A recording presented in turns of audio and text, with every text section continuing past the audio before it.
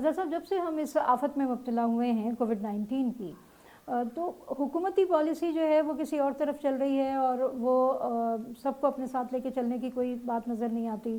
حزب اختلاف جو ہے اس پر مسلسل جو حملے کرتی رہتی ہے. یہ جو سیاسی ناہمواری کا مظاہرہ ہماری حکومتوں کے اور سیاستدانوں کی طرف سے ہو رہا ہے، آپ کا کیا رائے ہے کہ یہ کتنے عرصے تک ہم اسے جھیل سکیں گے؟ اصل میں ہمارے ہاں انسٹیبلٹی چل رہی ہے اور بنیادی ایک رویہ وزیر اعظم کا ہے، عمران خان کا. میں ان کے ساتھ 5 سال کام کر چکا ہوں. معراج محمد خان اور قومی محاذ آزادی کہ ہماری پارٹی کا ان کے ساتھ انضمام ہوا تھا 1997 میں، اور ہم 2003 تک ادھر تھے. تو ہم بخوبی واقف ہیں اور ان کی خوبیوں کے بارے میں بھی اور ان کی کمزوریوں کے بارے میں. ہم چاہتے تھے کہ بھئی آگے ہیں جیسے بھی آئیں، تمام تر تحفظات کے باوجود حکومت کو اپنا کام کرنا چاہیے، لوگوں کے حالات زندگی بہتر ہونے چاہیے. اس طریقے سے سب کی حمایت حاصل تھی. اپوزیشن کے لیڈر نے بھی کہا تھا کہ میں آپ کے ساتھ چارٹر آف اکانومی کرنے کو تیار ہوں. وہ کہتے ہیں میں چور اور ڈاکوؤں سے بات نہیں کرتا ہوں. تو پارلیمنٹری پالیٹکس ایسے نہیں چل سکتی ہے. احتساب والے، نیب والے اپنا کام کریں، لیکن آپ کو تعاون مل رہا ہے تو آپ تعاون لے لیں. وہ تو جب نیب طے کرے گی ان کے خلاف کوئی فیصلہ ہوگا یا نہیں ہوگا، بری ہو جائیں گے، وہ ایک الگ چیز ہے. اور یہ پولیٹیکل سٹیبلٹی کے لیے اکانومی کا پیکیج لانا اور ان چیزوں کو کرنا یہ ملک کے لیے بہتر ہوتا. لیکن ان کا اپنا ایک مزاج اور رویہ ہے، وہ بہت تفریق پیدا کرتے ہیں. ایسا ہوتا ہے کہ جیسے وہی ایک ایماندار شخص ہے، اور اگر جنہیں وہ چور لٹیرے کہتے ہیں، ڈاکو کہتے ہیں، اگر وہ ان کی طرف آ جاتے ہیں تو وہ معلوم ہوتا ہے کہ وہ آب زمزم میں دھل گئے. یہ دوہرا معیار نہیں ہونا چاہیے.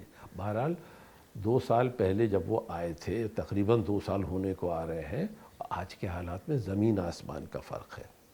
دیکھیے پہلے ہی 10 مہینے کے اندر ماہرین معاشیات نے کہا تھا کہ 10 لاکھ لوگ بے روزگار ہو گئے ہیں، 40 لاکھ لوگ خط افلاس کے نیچے گئے ہیں، اور دوسرے سال میں انہوں نے کہا کہ 12 لاکھ لوگ بے روزگار ہوں گے، یعنی 22 لاکھ بے روزگار ہوں گے اور 40 لاکھ اور خط افلاس کے نیچے جائیں گے. اس کے اوپر یہ کرونا کی کرائسس آ گئی ہے. تو بھائی اب تو ہمیں ایک نیشنل ایجنڈا پہ آنے چاہیے. میری ذاتی رائے تھی، اور یہ ہمیں کبھی اکیڈمیا میں بلاتے تھے، یونیورسٹیز میں بلاتے تھے، تو ہم جا کے اپنی بات بھی رکھتے تھے. ادھر کوئی ریٹائرڈ جنرل بھی ہوتے تھے، سرونگ جنرلز بھی ہوتے تھے. ہمیں یاد ہے ہم نے کہا کہ بھئی جن کو آپ لانا چاہے جیسی بھی لائے، وہ اگر پارلیمنٹری سسٹم کو نہیں چلا سکتے اور وہ اپوزیشن سے بات نہیں کر سکتے اور اکنامک پالیسی میں IMF کے سامنے سرنڈر کرتے ہیں، تو ایسی حکومت ہمیں کامیاب ہوتی ہوئی نظر نہیں آتی. اور آخر کار یا تو پھر سے الیکشن کرائے جائیں فری اینڈ فیئر، اور جو آتا ہے اسے دے دیں. ان حالات میں لوگ کہتے ہیں کہ ملک پھر سے الیکشن کا متحمل نہیں ہو سکتا. تو پھر یہ بات آتی ہے کہ آئندہ کیا ہو. نیشنل گورنمنٹ کی بھی بات آئی ہے، لیکن نیشنل گورنمنٹ کس لیے؟ پہلے ایک نیشنل ریفارم ایجنڈا پہ متفق ہو. اگر پارلیمنٹ کے اندر پارٹیز اور ہر پارٹی کے نمائندے اس میں جاتے ہیں. میرے خیال میں احسن اقبال نے کہا تھا پچھلے سال، اور ہم نے کہا تھا وہ یونیورسٹی میں کہ ہمیں اس طرف چیزیں جاتے ہوئے نظر آ رہی ہیں. پھر احسن اقبال نے کہا تھا پچھلے سال اکتوبر نومبر میں، اور ابھی چند روز پہلے سابق وزیر اعظم خاقان عباسی صاحب نے کہا، شاہد خاقان عباسی نے کہا کہ سب سٹیک ہولڈرز کو اکٹھا ہونا چاہیے. انہوں نے تو شاید جوڈیشری، فوج اور ایجنسیز اور پارلیمنٹ اور پولیٹیکل پارٹیز اور مولوی حضرات اور میڈیا اور نیب سب کو ہی جوڑ دیا تھا تاکہ یکسوئی سے کام کریں. ہم لوگ جو چھوٹی پارٹیز ہیں، ترقی پسند پارٹیز ہیں، ہم چاہتے ہیں کہ اس میں ہم مدد کریں ملک کو بحران میں نکالنے سے، لیکن ایک پروگرام کی بنیاد پہ ہوگا. اگر آپ کا پروگرام ایسا ہوا تو نہ صرف آپ کو پارلیمنٹری پارٹیز سے حمایت ملے گی، آپ کو پورے ملک سے حمایت مل سکتی ہے. آپ کو ان پارٹیز سے بھی جو پارلیمنٹ کے باہر ہیں، کیونکہ اس لیے ہم کہتے ہیں کہ بعض اوقات بہت ضروری ہے کہ نیشنل یونٹی ہو، لیکن نیشنل یونٹی آن اے ریفارم ایجنڈا، اس میں سب کو آنا چاہیے، اپنا کردار ادا کرنا چاہیے۔ عمران خان کو ہم کوئی گرانا نہیں چاہتے ہیں، لیکن ان کی کولیشن گورنمنٹ جو ان کی کولیشن گورنمنٹ ہے، وہ تو خود کسی وقت لڑک سکتے ہیں۔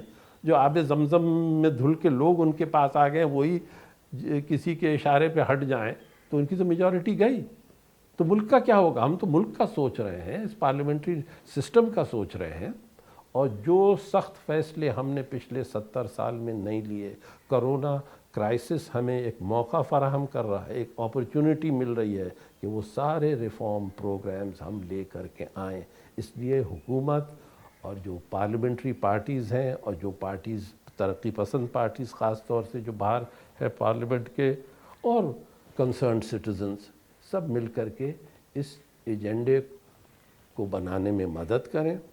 ہم خود اپنے طور پہ بھی میں آپ کو بتلاؤں، پچھلے سال معراج محمد خان کی 3ری برسی میں، جس میں وجیہ الدین احمد صاحب کی سربراہی میں ہوا تھا، اور اس میں ہم نے تمام ترقی پسند اور قوم پرست پارٹیز کو بلایا تھا۔ آپ جانتی ہیں عبدالحی بلوچ صاحب، اتنے سینئر سیاستدان، 1970 میں MNA الیکٹ ہوئے تھے، 50 سال پہلے، وہ تھے جلال محمود شاہ، سندھ یونائٹڈ پارٹی، GM سید صاحب کے پوتے تھے، میر حیدر علی تالپور، محمد علی خان تالپور تھے، عوامی ورکرز پارٹی کے اختر حسین سیکرٹری جنرل تھے، اپنے استقلال پارٹی کے چیئرمین منظور گیلانی صاحب تھے، اور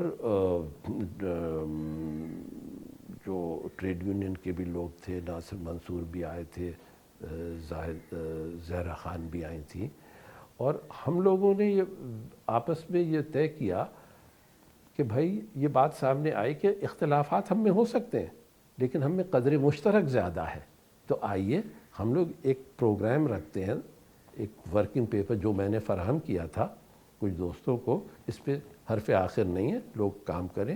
اس وقت ملک کو بحران سے نکالنے کے لیے کیا کرنا چاہیے، تاکہ ہم قوم پرست اور ترقی پسند گروپس اور پارٹیز میں اتفاق ہو ایک سیاسی طور پہ ساتھ کام کرنے کا۔ اور اب جب کرونا کرائسس آ گئی تو اس کی تو اشد ضرورت اور ہو گئی ہے، اور اس لیے ہم فرق نہیں کر رہے، ہم کہہ رہے ہیں ترقی پسند پارٹیز بھی کریں اور پارلیمنٹری پارٹیز بھی کریں، لیکن ایک نیشنل ایجنڈا پہ ہم لوگ آئیں۔